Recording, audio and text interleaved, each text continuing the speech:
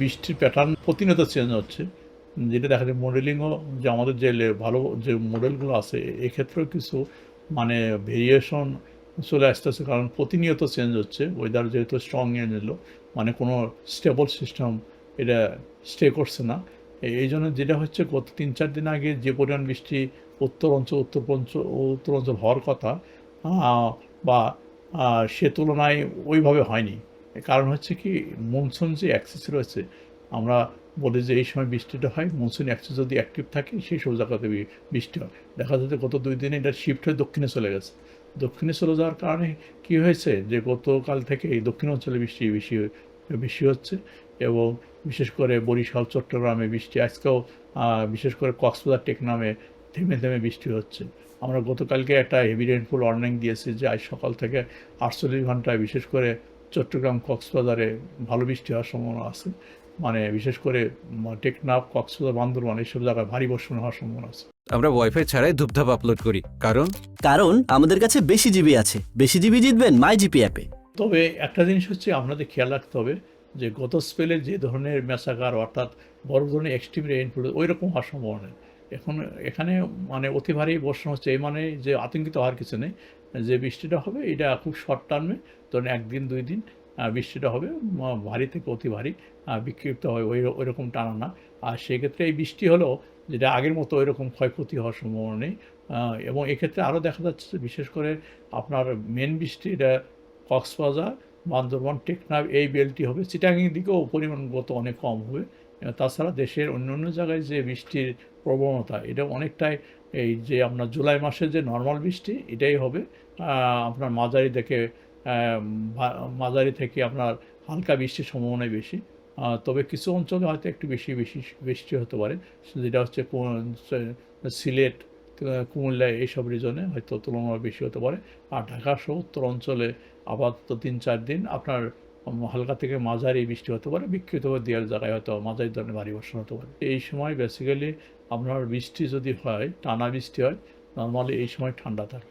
আর এখনকার বৃষ্টি আমরা বলি হচ্ছে, এটা হচ্ছে shallow rain, warm rain, shallow convection. অর্থাৎ এই সময় মেঘগুলো তৈরি হয়, এটা অনেক লোয়ার লেভেল, অর্থাৎ ফ্রিজিং লেভেল কাছাকাছি বা তার নিচে, অর্থাৎ বৃষ্টিটা তৈরি হয় ওই জায়গায় তাপমাত্রা অনেকটাই বেশি। এই জন্য দেখা যখন সারফেসে চলে আসে, দেখেন এই সময় বৃষ্টি যদি আমার শরীরে পড়ে ওইরকম ঠান্ডা লাগবে, ঠিক আছে। দেখবেন গুড়ি হালকা বৃষ্টি যখন হয় সেই সময় আর গরম বেশি লাগে। কারণ হচ্ছে বৃষ্টিটা হালকা বৃষ্টি মানে ওই বৃষ্টিটার টেম্পারেচার তুলনামূলক বেশি আছে, এবং যেহেতু ওভারকাস্ট থাকে, গুড়ি গুড়ি বৃষ্টি হলো, সারফেসে যে টেম্পারেচার রয়েছে এটা কী হয়, এই যে ওভারকাস্ট হয়তো মেঘ পুরাটা আকাশ ঢেকে থাকার কারণে সারফেসে যে হিটটা এটা রিলিজ হতে পারে না, আকাশের উপর দিয়ে চলে যেতে পারে না। এই জন্য যেহেতু ওই মেঘটাকে আটকিয়ে রাখে, আর এদিকে ওই ধরনের ভারী বর্ষণ নেই, এই কারণে কী হয় যে শুধু যে সময়টুকু বৃষ্টি হয় ওই সময় একটু ঠান্ডা লাগে। বৃষ্টি থামার সাথে সাথে কী হয়, আপনার ব্যবসা গরম হচ্ছে, কারণ হচ্ছে এই সময় তো বাতাসে জ্বলিয়ে আছে, আর তাপমাত্রা তো আপনার ট্র্যাপিং করা আছে। এবং দেখা যাচ্ছে এটা সামনে বিশেষ করে আপনার অক্টোবর, সেপ্টেম্বর পর্যন্ত আপনাকে আগস্ট এই সময় এইরকম ওয়েদারই থাকবে। কারণ হচ্ছে বৃষ্টি যেহেতু ইরাটিং রেইন হবে, থেমে থেমে বৃষ্টি হবে, ওই রকম আপনার ধরেন বড় ধরনের টানা বৃষ্টি হবে না। এই জন্য গরমের এই যে একটা আপনার তেজ, এটা কম বেশি থাকবে আগামী আরও 2-3 মাস। যেহেতু আপনার বড় একটা কনসার্নের বিষয় হচ্ছে পার্বত্য অঞ্চল, কারণ ওইসব জায়গাতে বৃষ্টি হওয়ার সাথে সাথে ল্যান্ডস্লাইডের একটা ফ্যাক্টর থাকে, তারপর জলাবদ্ধতার একটা ফ্যাক্টর থাকে। যেমন ঢাকা সিটিতে এখন খুবই আমার কনসার্ন, যে ঢাকাতে অল্প বৃষ্টি হলে ল্যান্ডস্লাইড, বিশেষ করে জলাবদ্ধতা হয়, এটা খুবই একটা মানে অ্যালার্মিং ইস্যু। যদি কোনো কারণে ঢাকা শহরে 60-70 মিলিমিটার বৃষ্টি হয়, সেক্ষেত্রে কী হয়, জলাবদ্ধতা হয়, এবং মানুষের সবচেয়ে কষ্টদায়ক হচ্ছে যে যাতায়াত, বিশেষ করে যারা স্কুলে যায় বা অফিসের সময় যদি বৃষ্টি হয়। এই জন্য আমরা এখন খুবই কনসার্ন থাকি, যদি ঢাকাতে 30-40 বৃষ্টি হলে আমরা অনেক সময় হেভি রেইনফল ওয়ার্নিং দিই। কারণ হচ্ছে কি, অল্প বৃষ্টিতে হয়, আপনার জলাবদ্ধতা হয়, যেটা আগে হতো না, ঠিক আছে। এই জন্যে এটা একটা মানে দুর্যোগ আবহাওয়া বলা যায়, এটা বৃষ্টি রিলেটেড।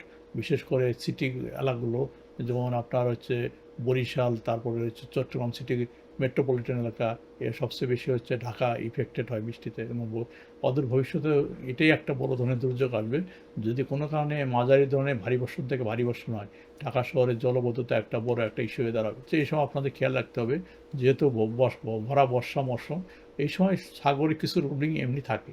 যদি আমরা সিগন্যাল দিয়ে রাখি, সেক্ষেত্রে ওখানে যারা মাছ ধরে, ওরা তো ধরেন অনেকটা তারা খুবই গরিব শ্রেণীর লোক, এবং বর্ষাকালে যদি দীর্ঘ সময় সিগন্যালকে রেখে দেই, সেক্ষেত্রে তারা মাছ ধরার ক্ষেত্রে বড় ধরনের সমস্যা। এই জন্য আমরা কী করি, একটু সাগর মোটামুটি একটু ভালো থাকলেও আর সিগন্যাল দেই না, যে যদি কোনো কারণে যদি বেশি খারাপ হয়ে যায় সেই সময় আমরা সিগন্যাল দিই। কারণ এই সময় কী হয়, ওই সাগরে আপনার বাতাস তেমন হয় না, যে জিনিসটা হয় হচ্ছে আপনার ঢেউ হয়।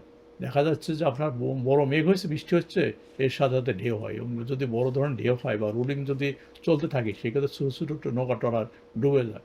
এই জন্য অনেক সময় কী হয়, যদি টানা মেঘ যদি কন্টিনিউ হতে থাকে ওই সব জায়গাতে, তাহলে আমরা সিগন্যাল দিয়ে দিই, কারণ এটা ওদেরকে সাবধান করার জন্য। অনেক সময় মাছ এই সময় ওরা বেশি পায়, ওই ধীরে ধীরে ডিবে চলে যায় এবং পরে অনেক সময় ফিরতে পারে না। এই জন্য আমরা আবার অনেক সময় কী হয়, যখন লঘুচাপ না থাকলেও সিগন্যাল দিতে হয়। তারপর আমরা ইদানিং দেখতেছি যে যেটুকু না পারলে না সিগন্যাল না দেওয়া, সেটুকুই করি। এবার এখনও ধরেন গতকালকেও, আজকাল সাগরে কিছুটা মেঘ আছে, সিগন্যাল দেওয়ার মতো পরিস্থিতি প্রায় কাছাকাছি চলে গেছে। আমরা দেখতেছি যে কোনো কারণে মেঘ যদি বেড়ে যায়, সেখানে সাগরে সিগন্যাল উঠতে পারে। তো আপাতত ওই রকম কোনো ধরনের বড় ধরনের ঝড়ো হওয়া, দম খাওয়ার সম্ভাবনা নেই। আমরা ওয়াইফাই ছাড়াই ধূপধাপ আপলোড করি, কারণ কারণ আমাদের কাছে বেশি জিবি আছে। বেশি জিবি জিতবেন মাই জিপি অ্যাপে।